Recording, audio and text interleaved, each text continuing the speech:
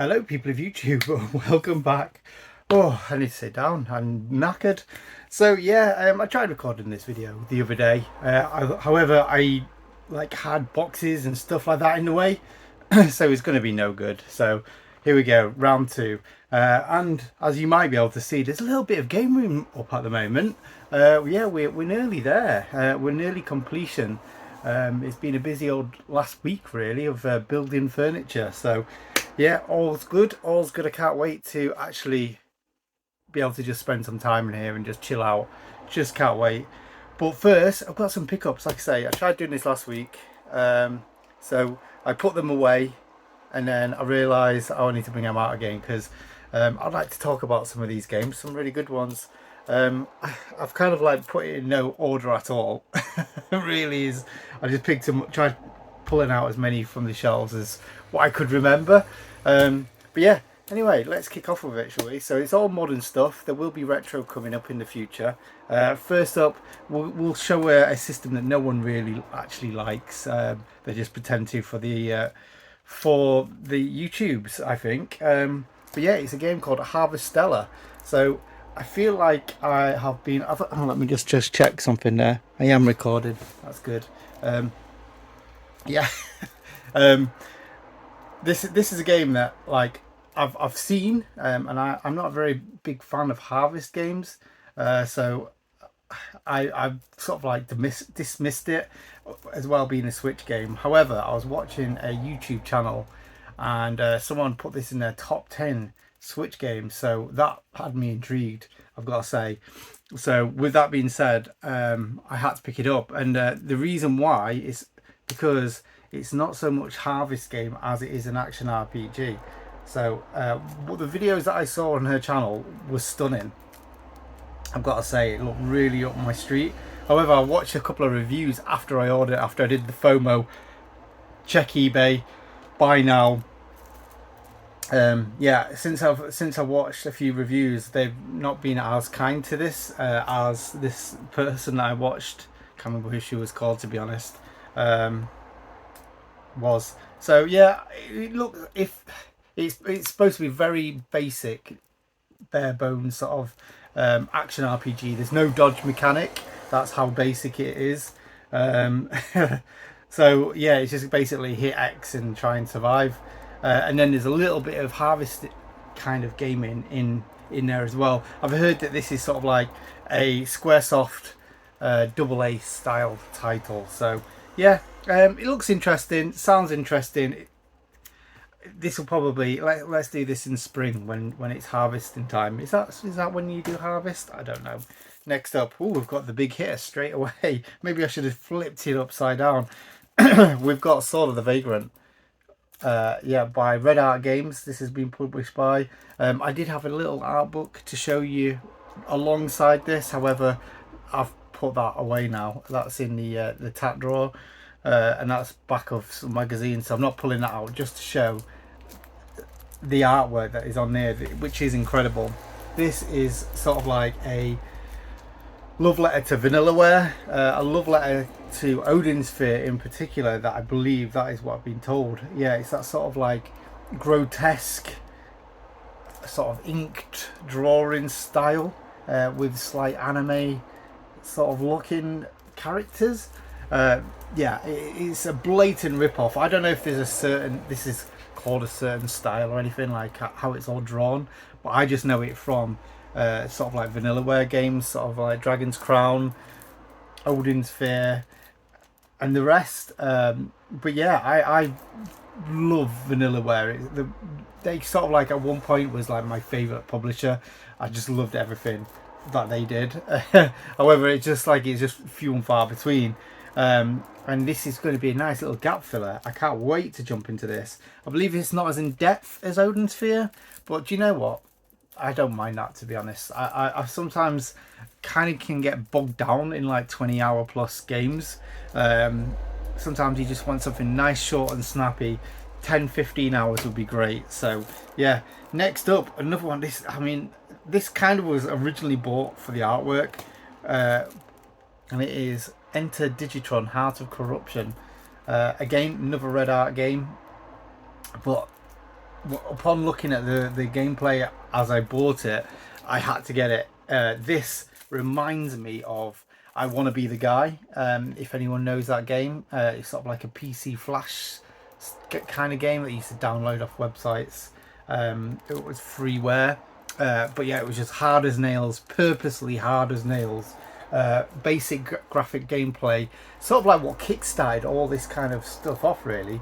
But this like limits the colours even more to sort of like Spectrum style. It's like a Spectrum, but like 16-bit Spectrum, if that makes sense. Maybe if I've put a video on, you will do. But yeah, this is one of my favourite types of platformers, where it's like hard as nails but fast restarts, so you can just try again. I just so addictive to me. It's one more round sort of kind of game that I'll just play constantly until I've got further in it. So yeah, I'm really looking forward to this game. So yeah, if anyone's played it, let me know. Is it as good as it seems, or maybe I've talked about it. This one seems to have been hyped up quite a lot recently. However, I'm pretty certain no one's ever spoke about part of the game that like makes it interesting, or makes it unusual, at least anyway. And it is Smelter, and it looks amazing. Platforming wise, it looks like a fantastic game.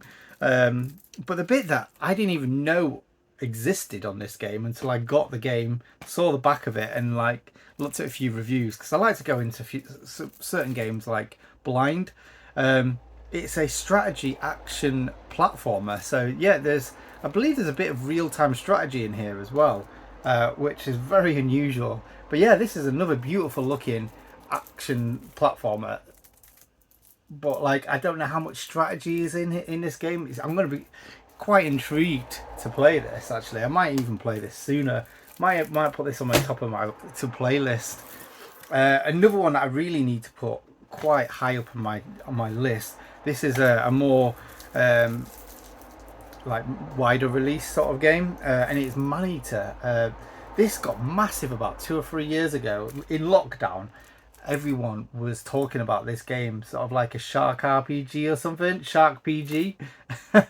So yeah, you basically take on a shark as your character as a shark, and then you just cause mayhem. To be honest, I've always wanted to play this, so much so that when I want to play something just by the premise of it, I won't watch anything about it. So I actually haven't seen anything about this game other than people like lamenting about it so much. Like, yeah, I can't wait to eat, explore and evolve.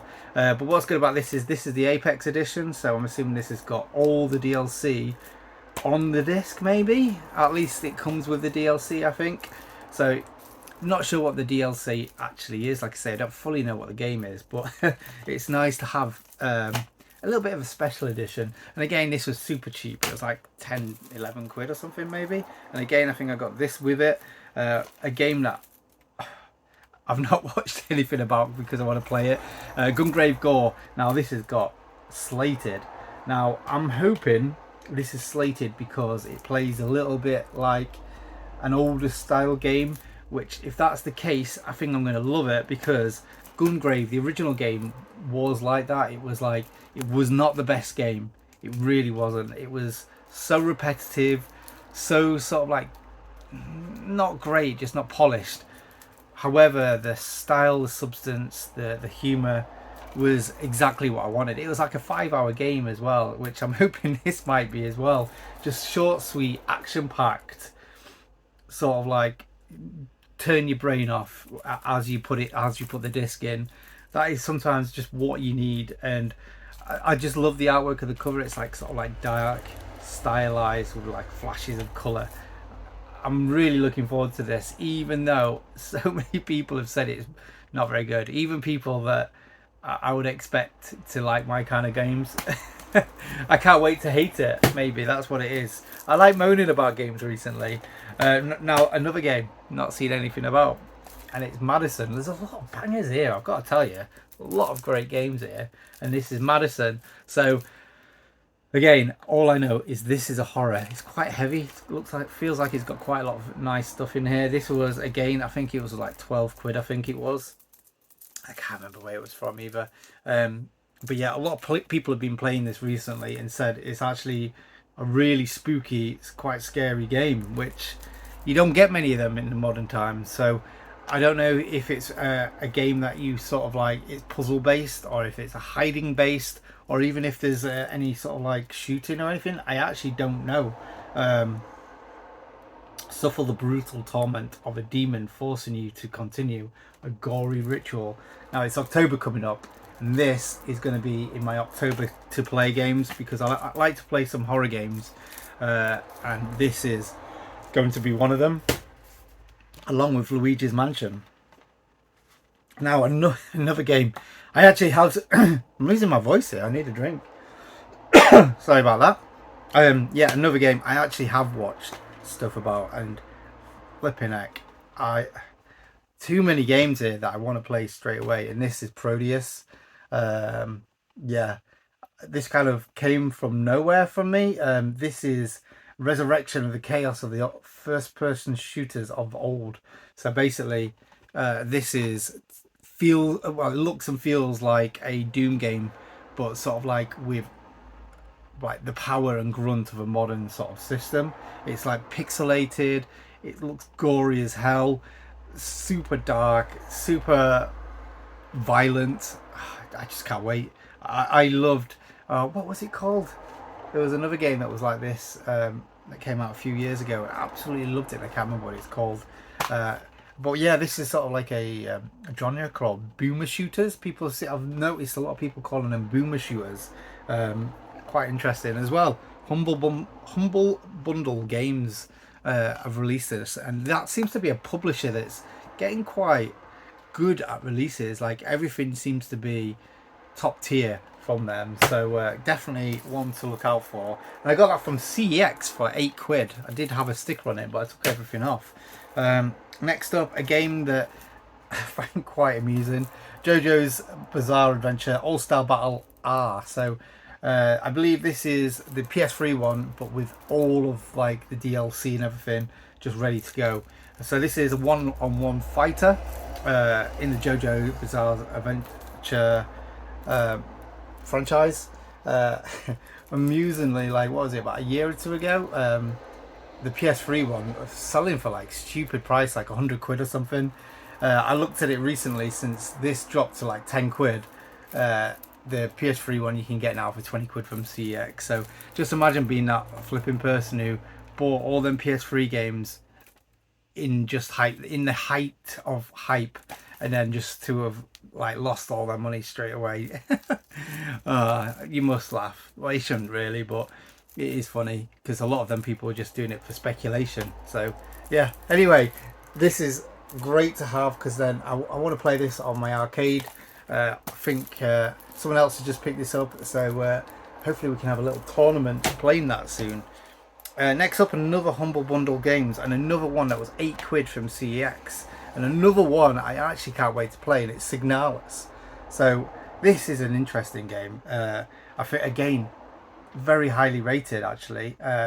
So this sort of plays and feels like an early Resident Evil game. However, instead of like the viewpoint there is, it's more of a isometric view, and I believe it's like a one room at a time still, but isometric.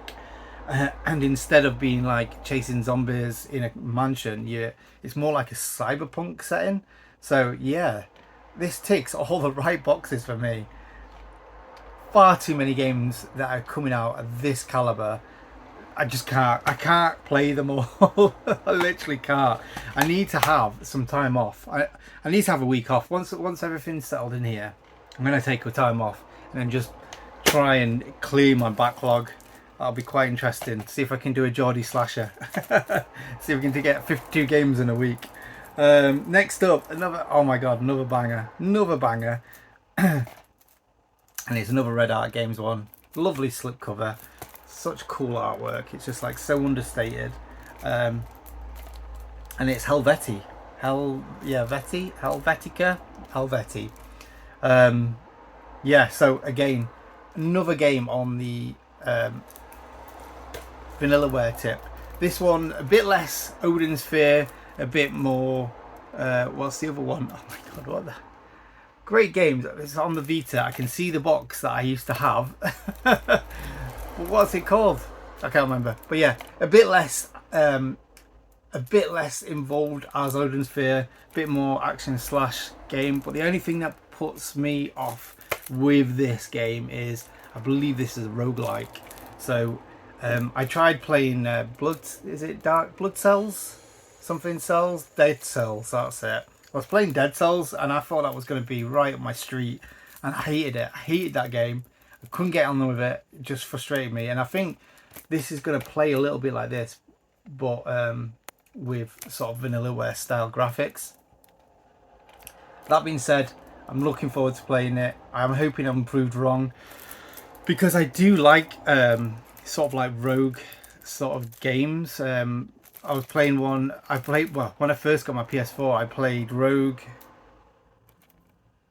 Knight, Rogue something that you're a bloody, I don't know, something, and I loved that. Rogue Knight, is it Rogue Knight? Oh my goodness, I need a coffee.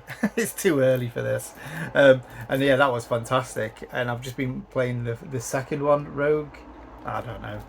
Everyone's probably shouting into the video, aren't they? So anyway, Helvetica looks cool, and unfortunately I'm going to be showing a bit of sorry about this, Marcus. I've got to reach over for a game. Sorry about that, Marcus, but yeah, this is Ecclesia. Bit of a dud. Not that it's going to be a terrible game, I just think this is going to be an average game.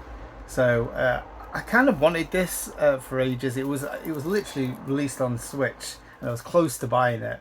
But when I saw it on PS4 on Red Art Games, I was like, yep, jump on it. But yeah, this just looks like an average retro-based platformer. I think what a lot of people that are put off by these retro-based platformers, I think have played games like this that are sort of like just basic and just have got no substance. They don't put like modern physics, modern sort of like sensibilities into the game. It's just like, yeah, it's just make a retro game for the sake of making a retro game. And I feel like this is that. That being said, I really like these kind of games, so this might be just something to play between two really heavy games, just to sort of like just have that sort of like breath of fresh air of like just having a bit of a relax between games. So yeah, I'm interested to see what this is like. But yeah, it's a bit of a dud to finish on after I've shown so many fantastic games. Anyway, thanks for watching Modern Games. I've probably got loads to pick up that I've pre-ordered. I just don't know when they're going to come. I'm not really going to be buying many more games because I've spent a fortune on retro games just recently, which I'll be showing shortly. So anyway, thanks for watching, and I'll speak to you guys later. Bye.